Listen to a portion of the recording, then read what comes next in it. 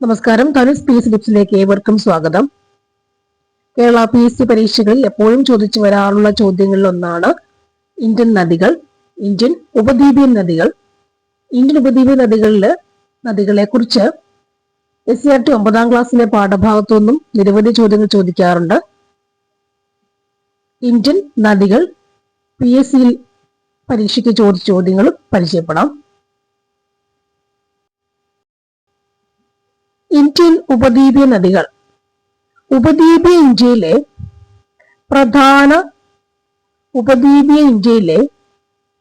ഒരു പ്രധാന ജല വിഭാജകമാണ് പശ്ചിമഘട്ടം. ഉപദ്വീപീയ ഇന്ത്യയിലെ പ്രധാന ജലവിഭാജക ഘടകമാണ് വിഭാജകം, വാട്ടർ ഡിവൈഡ്. ജലവിഭാജകം, വാട്ടർ ഡിവൈഡ് ആണ് പശ്ചിമഘട്ടം. ഉപദ്വീപീയ ഇന്ത്യയിലെ പ്രധാന ജലവിഭാജകമാണ് പശ്ചിമഘട്ടം. പശ്ചിമഘട്ടവും മധ്യ-ഉന്നതതലത്തിലെ മലനിരകളും ഡൽഹി കുന്നുകൾ വഴി നീളുന്ന അരാവലി നിരയും ചേർന്ന് ഉപദ്വീപീയ ഇന്ത്യയുടെ നദികളെ നീരൊഴുക്കിനെ 3ആയി തിരിച്ചിട്ടുണ്ട്. ചുരുക്കം പറഞ്ഞാൽ ഇന്ത്യൻ ഉപദ്വീപീയ നദികളെ 3ആയിട്ടാണ് തിരിച്ചേക്കുന്നത്. അത് ഏതൊക്കെയാണ്?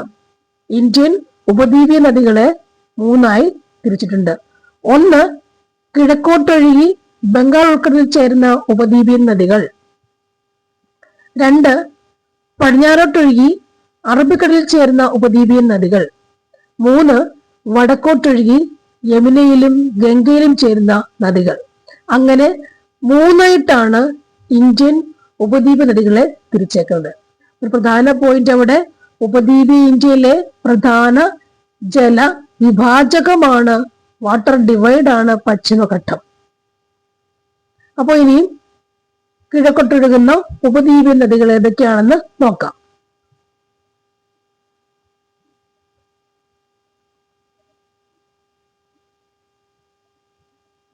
ഇവിടെ മഹാനദി, ഗോദാവരി, കൃഷ്ണ, കാവേരി എന്നിവയാണ്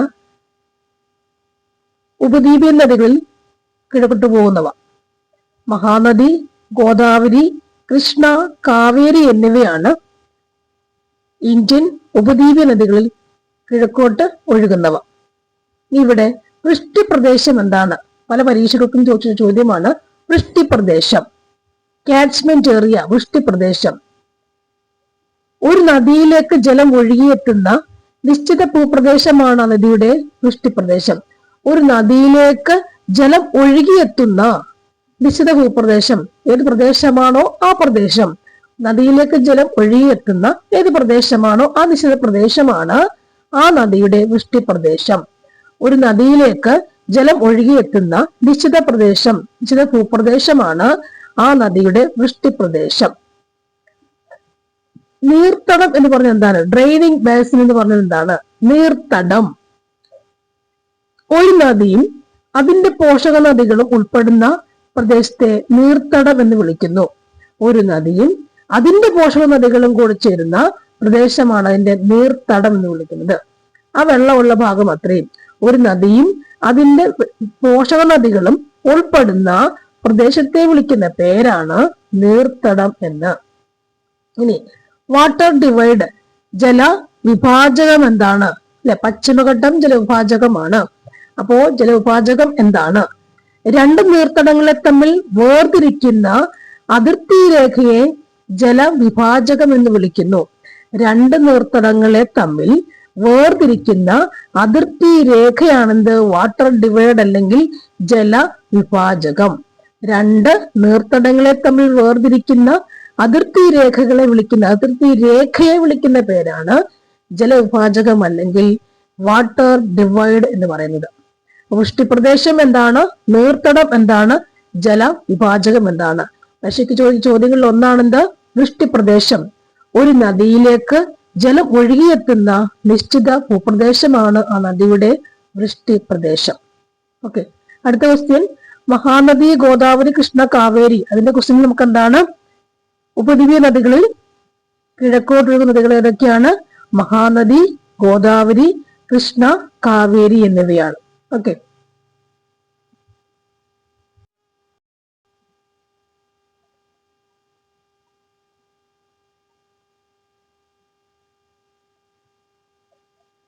അടുത്ത ചോദ്യമാണ്, എപ്പോഴും ചോദിക്കുന്ന ചോദ്യം വിഭവങ്ങളെ കുറിച്ചാണ്. മഹാനദി, ഗോദാവരി, കൃഷ്ണ, കാവേരി എന്ന് പറഞ്ഞാൽ കിഴക്കോട്ടൊഴുകുന്ന നദികളാണ്. ഇന്ത്യൻ ഉപദ്വീപീയ നദികളിൽ കിഴക്കോട്ട് പോകുന്നവയാണ് ആരൊക്കെ? മഹാനദി, ഗോദാവരി, കൃഷ്ണ, കാവേരി എന്നിവ. മഹാനദിയുടെ ഉത്ഭവം എവിടെയാണ്? റായ്പൂരിലെ സിഖാവ ഛത്തീസ്ഗഡ് ആണത്. റായ്പൂരിലെ സിഖാവയിൽ നിന്നുമാണ് മഹാനദി ഉത്ഭവം. മഹാനദിയുടെ പോഷക നദികൾ എന്തൊക്കെയാണ്? ഇബ്ബാൻടൽ ആണ് മഹാനദിയുടെ പോഷക നദികൾ. ഛത്തീസ്ഗഡ്, ഒഡീഷ, മധ്യപ്രദേശ് എന്നിവയാണ് അതിന്റെ നദീ തടങ്ങൾ ഉൾക്കൊള്ളുന്ന പ്രദേശങ്ങൾ. ഗോദാവരി ഉത്ഭവിക്കുന്നത് എവിടെ നിന്നാണ്? മഹാരാഷ്ട്രയിലെ നാസിക്കിൽ നിന്നുമാണ് ഗോദാവരി ഉത്ഭവിക്കുന്നത്. പ്രധാന പോഷക നദികൾ മഹാനദി അല്ലെങ്കിൽ ഗോദാവരിയുടെ ഏതൊക്കെയാണ്? പ്രൺഹിത, ഇന്ദ്രാവതി, ശബരി എന്നിവയാണ് ഗോദാവരിയുടെ പോഷക നദികൾ. കൃഷ്ണ ഉത്ഭവം എവിടെയാണ്? മഹാരാഷ്ട്രയിലെ മഹാബലേശ്വർ. പോഷക നദികൾ ഏതൊക്കെയാണ്? തുംഗഭദ്ര, ഭീമ, കൊയ്ന എന്നിവയാണ്. കൃഷ്ണയുടെ പോഷക നദികൾ. കാവേരി നദി ഉത്ഭവം എവിടെയാണ്? ബ്രഹ്മഗിരി കുന്നുകളിൽ നിന്നുമാണ് കാവേരിയുടെ ഉത്ഭവം. കർണാടകം സ്റ്റേറ്റ്. കബനി, ഭവാനി, അമരാവതി എന്നിവയാണ് കാവേരിയുടെ പോഷക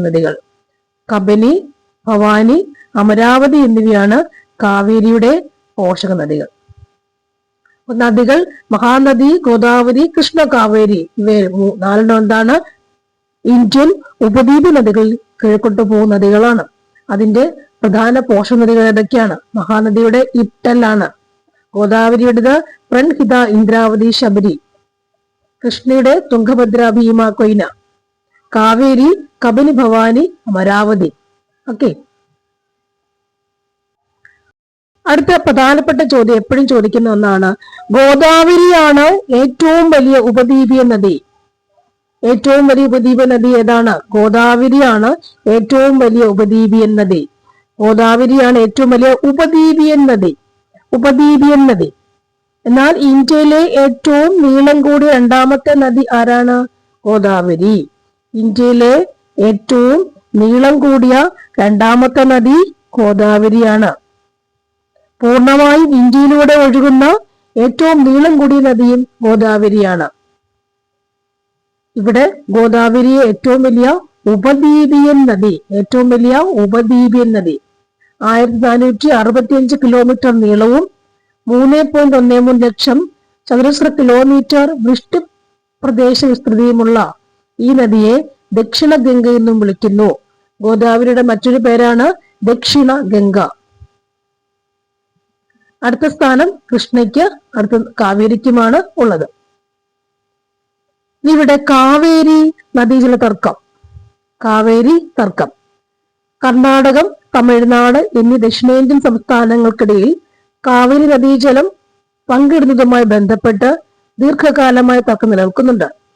നദീജലം പങ്കിടുന്നത് ബന്ധപ്പെട്ട് സ്വാതന്ത്ര്യത്തിന് മുൻപുണ്ടാക്കിയ കരാറിൽ 1924 മദ്രാസ് പ്രസിഡൻസിലേക്ക് കൂടുതൽ അനുകൂലമായതിനാൽ അത് അസാധുവാക്കണമെന്ന് കർണാടക സംസ്ഥാനവും, എന്നാൽ മുൻ കരാറിൽ മാറ്റം വരുത്തിയാൽ തമിഴ്നാട്ടിലെ ദശലക്ഷക്കണക്കിന് കർഷകരെ ബാധിക്കും എന്ന് തമിഴ്നാടും നിലപാടെടുത്തു.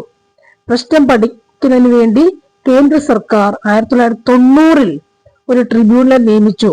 2007 പുറത്തു വന്ന അന്തിമ വിധിയിൽ കാവേരി ജലം പങ്കിടുന്നതുമായി ബന്ധപ്പെട്ട് ധാരണയുണ്ടാക്കുകയും ചെയ്തു. ഇതിന് പ്രകാരം പ്രതിവർഷം 519 TMC ജലം തമിഴ്നാടിനും, 270 TMC ജലം കർണാടകത്തിനും, 30 TMC ജലം കേരളത്തിനും, 7 TMC ജലം പുതുച്ചേരി കേന്ദ്രഭരണ പ്രദേശത്തിനും എന്ന തരത്തിൽ നിശ്ചയിച്ചു. ഒരു TMC എന്ന് പറഞ്ഞാല് 1000 ദശലക്ഷം ക്യൂബിക് അടി എന്നാണ് അർത്ഥം. ഈ കാവേരി നദീജലം എന്ന് പറയുമ്പോഴ് കാവേരി നദി വറ്റാറില്ല. അതിന്റെ കാരണം എന്താണ്? കാരണം എന്താണ്? ഉപദ്വീപിലെ മറ്റു നദികളുമായി താരതമ്യം ചെയ്യുമ്പോൾ കാവേരി നദിയിൽ വർഷം മുഴുവൻ നീരൊഴുക്കിൽ കാര്യമായ കുറവുണ്ടാകില്ല. കാരണം ഉഷ്ണകാലത്ത് നദിയുടെ വൃഷ്ടിപ്രദേശത്ത് തെക്ക് പടിഞ്ഞാറൻ മൺസൂൺ മഴയും ശൈത്യകാലത്ത് വടക്കിഴക്കൻ മൺസൂൺ മഴയും ലഭിക്കുന്നതാണ് കാരണം. എന്തുകൊണ്ട് കാവേരി നദി വറ്റാതെ ഇരിക്കുന്നു? ഉഷ്ണകാലത്ത് ഈ നദിയുടെ വൃഷ്ടിപ്രദേശത്ത് തെക്ക് പടിഞ്ഞാറൻ മൺസൂൺ മഴയും ശൈത്യകാലത്ത് വടക്കിഴക്കൻ മൺസൂൺ മഴയും ലഭിക്കുന്നത് കൊണ്ടാണ് കാവേരി നദി വറ്റാത്തത്. ഇവിടെ നമ്മൾ നോക്കിയത് കിഴക്കോട്ടൊഴുകുന്ന ഉപദ്വീപീയ നദികൾ ഏതൊക്കെയാണത്? മഹാനദി, ഗോദാവരി, കൃഷ്ണ, കാവേരി എന്നിവയാണ് അല്ലെ. നെക്സ്റ്റ് നോക്കിയ ചോദ്യം, വൃഷ്ടിപ്രദേശം എന്താണ്? അടുത്തത്, ഏറ്റവും വലിയ ഉപദ്വീപീയ നദി ഏതാണ്? ഗോദാവരിയാണ് ഏറ്റവും വലിയ ഉപദ്വീപീയ നദി അല്ലെ. മറ്റൊരു ചോദ്യം ഗോദാവരിയെ സംബന്ധിച്ചത് ഏതായിരുന്നു? ഇന്ത്യയിലെ ഏറ്റവും നീളം കൂടിയ രണ്ടാമത്തെ നദി ഗോദാവരി. പൂർണ്ണമായും ഇന്ത്യയിലൂടെ ഒഴുകുന്ന ഏറ്റവും നീളം കൂടിയ നദി ഗോദാവരിയാണ് അല്ലെ. അപ്പോ ഗോദാവരിയുടെ പോഷക നദികൾ ആരൊക്കെയായിരുന്നു? ഒന്ന് പെൻഗംഗ, ഇന്ദ്രാവതി, വർദ്ധ, പൂർണ്ണ എന്നിവയാണ്. പെൻഗംഗയാണ് എപ്പോഴും ചോദിച്ചിട്ടുള്ള ചോദ്യങ്ങളിൽ ഒന്ന്. പെൻഗംഗ ഗോദാവരിയുടെ പോഷക നദിയാണ് പെൻഗംഗ.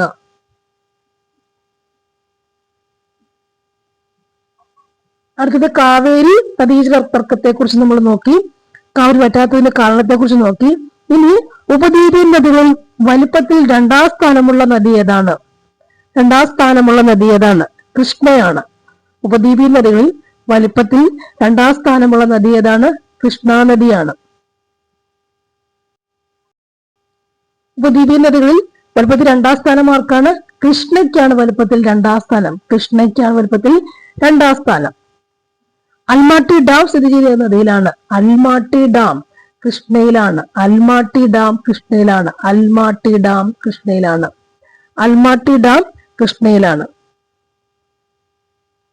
എന്നാൽ ഇന്ത്യയിൽ ആദ്യമായി അണക്കെട്ട് നിർമ്മിക്കപ്പെട്ട നദി ഏതാണ്? കാവേരി നദിയാണ്.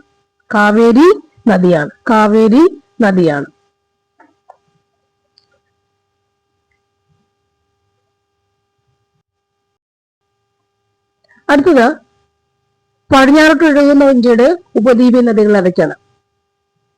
പടിഞ്ഞാറോട്ട് ഒഴുകുന്ന നദികൾ ഏതൊക്കെ നോക്കിക്കഴിഞ്ഞാല് നർമ്മദ, താപ്തി നദികൾ ഒഴിച്ചാൽ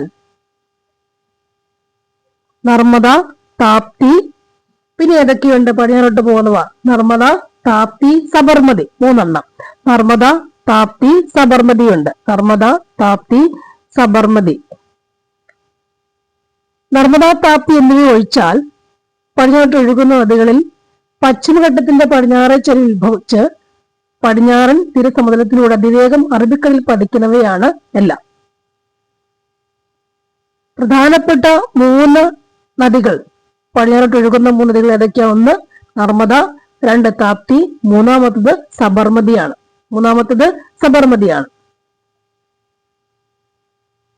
ഇവിടെ ഈ നർമ്മദാപ്തി നദികൾ മധ്യ ഉന്നതടത്തിലെ ഉയർന്ന പ്രദേശങ്ങളിലാണ് ഉത്ഭവിക്കുന്നത്. നർമ്മദ, താപ്തി നദികൾ മധ്യ ഉന്നതടത്തിലെ ഉയർന്ന പ്രദേശങ്ങളിലാണ് ഉത്ഭവിക്കുന്നത്. മാർബിൾ ശിലകൾ കടഞ്ഞെടുത്ത ചെങ്കുത്തായ താഴ്വരകളും ജബൽപൂരിന് സമീപമുള്ള ദുവാൻദാർ വെള്ളച്ചാട്ടവും സർദാർ സരോവർ വിദോദേശ നദീതട പദ്ധതിയും നർമ്മദ നദിയെ ശ്രദ്ധേയമാക്കുന്നു. അതായത് മധ്യ ഉന്നതട പ്രദേശങ്ങളിലെ ഉത്ഭവിക്കുന്നു പറഞ്ഞു. നെക്സ്റ്റ് പോയിന്റ്, മാർബിൾ ശിലകളിൽ കടഞ്ഞെടുത്ത ചെങ്കുത്തായ താഴ്വരയും ജബൽപൂരിന് സമീപമുള്ള ദുവാൻദാർ വെള്ളച്ചാട്ടവും സർദാർ സരോവർ വിദോദേശ പദ്ധതിയും എല്ലാം കൂടെ ചേരുമ്പോ നർമ്മദയെ ശ്രദ്ധേയമാക്കുന്നു. അവിടെ എന്തൊക്കെ ചോദ്യം നർമ്മദയെ കുറിച്ച് വരാം? ഇത്രയും പറയുമ്പോ അല്ലെ, നർമ്മദ എന്ന് പറയുമ്പോ എന്തൊക്കെ പറയാം? മറ്റൊന്ന്, അതായത് ഇന്ത്യ ഉപദ്വീപ നദികളില് പടിഞ്ഞാറോട്ട് പോകുന്ന ഏറ്റവും വലിയ നദി ആരാണ്? നർമ്മദയാണ്. ഇന്ത്യൻ ഉപദ്വീപ നദികളിൽ പടിഞ്ഞാറോട്ടൊഴുകുന്ന ഏറ്റവും വലിയ നദി ആരാണ്? നർമ്മദയാണ്. അതുപോലെ വിന്ധ്യ സാത്പുര പർവ്വതങ്ങൾക്ക് ഇടയിൽ ഒഴുകുന്ന ആരാണ്? നർമ്മദയാണ്. ഇവിടെ സർദാർ സരോവർ പദ്ധതി നിലനിൽക്കുന്ന നദി ആരാണ്? നർമ്മദയാണ്. ഏറ്റവും വലിയ പോയിന്റ് അത് തന്നെയാണ്. സർദാർ സരോവർ വിവിധോദ്ദേശ പദ്ധതി നിലനിൽക്കുന്ന നദി ഏതാണ്? നർമ്മദയാണ്. ഓക്കെ.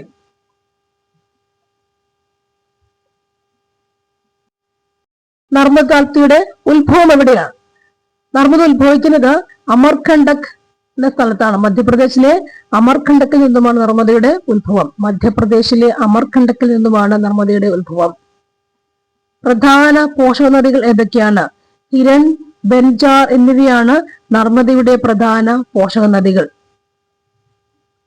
മധ്യപ്രദേശ്, മഹാരാഷ്ട്ര, ഗുജറാത്ത് എന്നീ സംസ്ഥാനങ്ങളാണ് നദീതങ്ങൾ ഉൾക്കൊള്ളുന്നത്. നദി ഒഴുകിപ്പോകുന്ന സ്ഥലം. താപ്തി, മുൾത്തായ് പ്രദേശങ്ങൾ. മധ്യപ്രദേശിലെ മുൾത്തായ് എന്ന സ്ഥലത്തു നിന്നുമാണ് താപ്തി ഉത്ഭവിക്കുന്നത്. നർമ്മദ അമർകണ്ടക് ഉത്ഭവിക്കുന്നു. താപ്തി, മുൾത്തായ് മധ്യപ്രദേശിൽ ഉത്ഭവിക്കുന്നു. താപ്തിയുടെ പോഷക നദികള് പൂർണ, ഗിർന എന്നിവയാണ്. ഓക്കെ.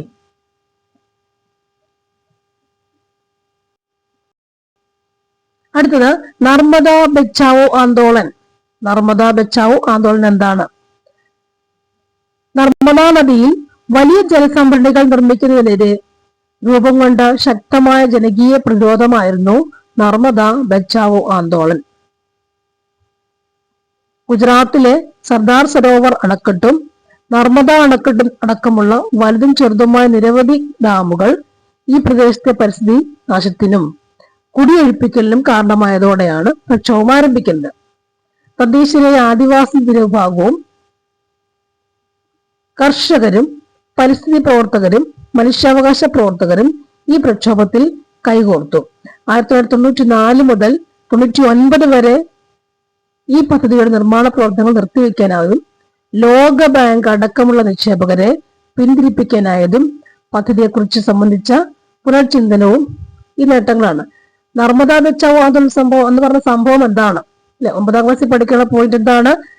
നർമ്മദാ നദിയിൽ വലിയ ജലസംഭരണികൾ നിർമ്മിക്കുന്നതിനെതിരെ രൂപം കൊണ്ട ശക്തമായ ജനകീയ പ്രതിരോധമാണെന്ത്? നർമ്മദ ബച്ചാവോ ആന്തോളൻ. അല്ലെ, നർമ്മദ ബച്ചാവോ ആന്തോളൻ.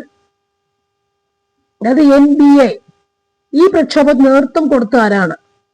മേധാ പട്കർ ആണ് ഇതിന് നേതൃത്വം കൊടുക്കുക.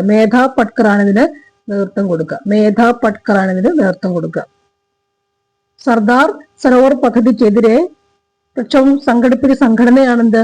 പരിസ്ഥിതി സംഘടനയാണ് ഇത്, നർമ്മദ ബച്ചാവോ ആന്തോളൻ. നർമ്മദാ നദിയിൽ വലിയ ജലസംഭരണികൾ നിർമ്മിക്കുന്നതിനെതിരെ രൂപം കൊണ്ട ശക്തമായ ജനകീയ പ്രതിരോധമായിരുന്നു നർമ്മദ ബച്ചാവോ ആന്തോളൻ. അല്ലെ, അപ്പോ ഈ സർദാർ സരോവർ പദ്ധതിക്കെതിരെ അല്ലെങ്കിൽ അതിന് പ്രക്ഷോഭം സംഘടിപ്പിച്ച പരിസ്ഥിതി സംഘടനയാണെന്ത്? നർമ്മദ ബച്ചാവോ ആന്തോളൻ. അല്ലെ, അതിന് നേതൃത്വം കൊടുത്ത ആരാണ്? മേധാ പട്കറാണ് അതിന് നേതൃത്വം കൊടുത്തിട്ടുള്ളത്. അടുത്തത് ഗംഗയിലേക്ക് എത്തുന്ന ഉപദ്വീപൻ നദികൾ. മാൾവ പീഠഭൂമിയിലെ ഉയർന്ന പ്രദേശങ്ങളിൽ ഉത്ഭവിച്ച് വടക്കോട്ടൊഴുകി യമുന നദിയിലേക്കും നേരിട്ട് ഗംഗ നദിയിലേക്കും ചെന്നു ചേരുന്ന നദികളാണെന്ന് നോക്കി. ചമ്പൽ എന്ന് പറയുമ്പോൾ മാൾവ പീഠഭൂമിയിലെ ഉയർന്ന പ്രദേശങ്ങളിൽ ഉത്ഭവിച്ച് വടക്കോട്ടൊഴുകി അല്ലെങ്കിൽ ഗംഗയിലേക്ക് എത്തുന്ന ഉപദ്വീപ നദികൾ ഏതൊക്കെയാണ്? ഒന്ന് ചമ്പലാണ്. ഗംഗയിലേക്ക് എത്തുന്ന ഉപദ്വീപ നദികൾ ഏതൊക്കെയാണ്? ചമ്പൽ ആണ്.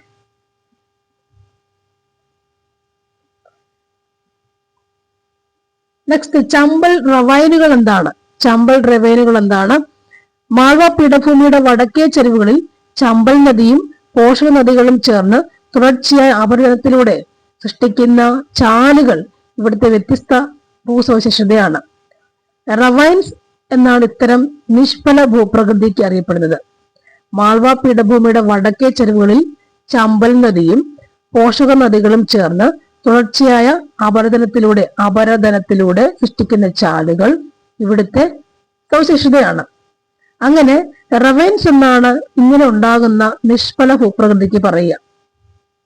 മാൾവ പീഠഭൂമിയും അതിന്റെ അവിടെ നദികളും ചമ്പൽ നദിയും പോഷക നദിയും ചേർന്നിട്ട് എന്താക്കുന്നു? ഇവിടെ വ്യത്യസ്തമായ റവൈൻസ് ഉണ്ടാക്കുന്നു. അവര് കൂടി ചേർന്ന് ഈ ചമ്പലും അതിന്റെ പോഷക നദികളും കൂടി ചേർന്നുണ്ടാക്കുന്ന നിഷ്ഫല ഭൂപ്രകൃതിക്ക് പറയുന്ന പേരാണ് റവൈൻസ്. റവൈൻസ് എന്ന് പറയുമ്പോൾ ചമ്പൽ റവേനുകൾ എന്ന് ഓർക്കുക, ചമ്പൽ റവേനുകൾ എന്ന് ഓർക്കാം അല്ലെ. ചമ്പൽ നദിയും അതിന്റെ പോഷക നദികളും കൂടി ചേർന്നിട്ട് ഉണ്ടാക്കുന്ന നിഷ്ഫല ഭൂപ്രകൃതിയാണെന്ത് റവൈൻസ് എന്ന് അറിയപ്പെടുക, റവേനുകൾ എന്ന് അറിയപ്പെടുക. ജലസേചനം, ഊർജോൽപാദനം, വിനോദസഞ്ചാരം തുടങ്ങിയ മേഖലകളിൽ ഉപദ്വീപീയ നദികളിൽ നാം പ്രയോജനപ്പെടുത്താറുണ്ട്. ഓക്കെ, ഇനി ഇന്ത്യൻ ഉപദ്വീപീയ നദികളിലെ പ്രധാന പദ്ധതികൾ ഏതൊക്കെയാണ്, വിവിധോദ്ദേശ പദ്ധതികൾ ഏതൊക്കെയാണെന്നാണ് നോക്കുക. ഒരു പദ്ധതി ഏതാണ്? ഹിരാക്കുഡ് അല്ലെ, ഏത് നദിയിലാണ്? മഹാനദിയിലാണുള്ളത്. സംസ്ഥാനം ഒഡീഷ. തുംഗഭദ്ര നദിയുടെ പദ്ധതി തുംഗഭദ്ര, അത് തുംഗഭദ്ര നദിയിലാണുള്ളത്, കർണാടകം സ്റ്റേറ്റ്. സർദാർ സരോവർ എപ്പോഴുള്ള ചോദ്യമാണിത്. നദി ഏതാണ്? നർമ്മദ നദിയാണ്. സംസ്ഥാനം ഗുജറാത്താണ്. അടുത്തത് കൃഷ്ണരാജസാഗർ, കാവേരിയിലാണ്.